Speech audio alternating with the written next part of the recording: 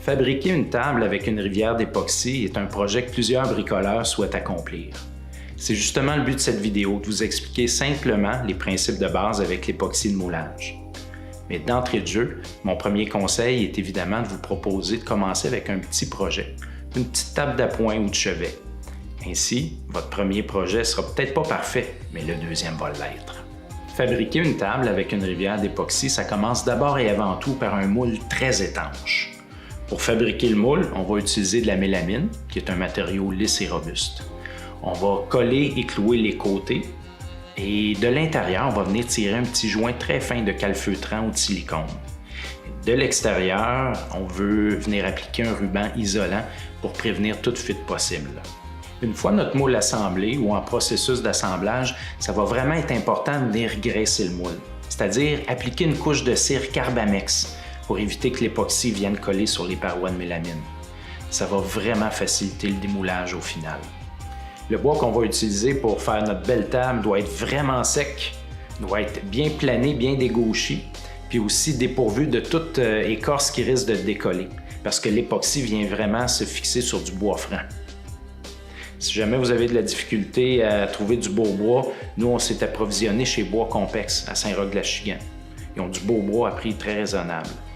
Un autre élément clé qui est vraiment très important à comprendre, c'est que le bois contient de l'air.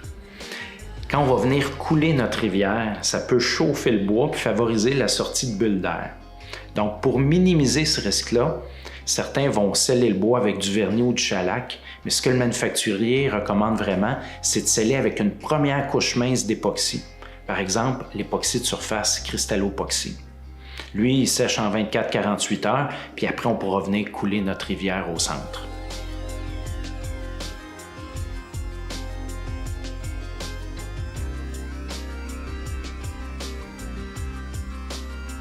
Pour obtenir une belle rivière de couleur, on vous recommande d'utiliser les pigments métalliques en poudre.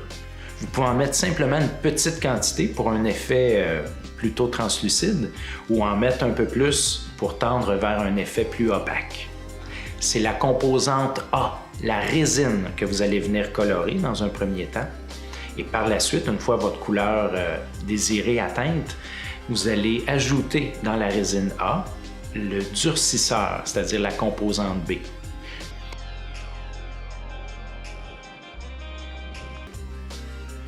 Une fois les deux composantes unies ensemble, ça va être important de malaxer.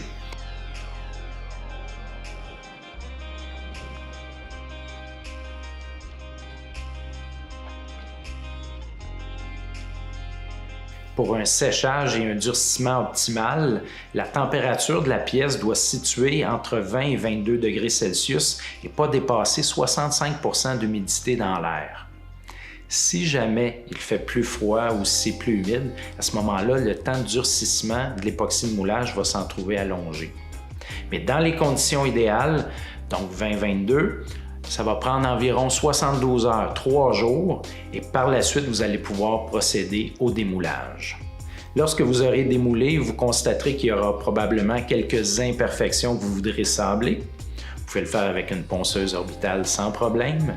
C'est important de dépoussiérer consciencieusement et par la suite, vous pourrez appliquer une couche finale d'époxy de surface, le Cristallopoxy. Cet époxy de finition est auto-nivelant et non jaunissant.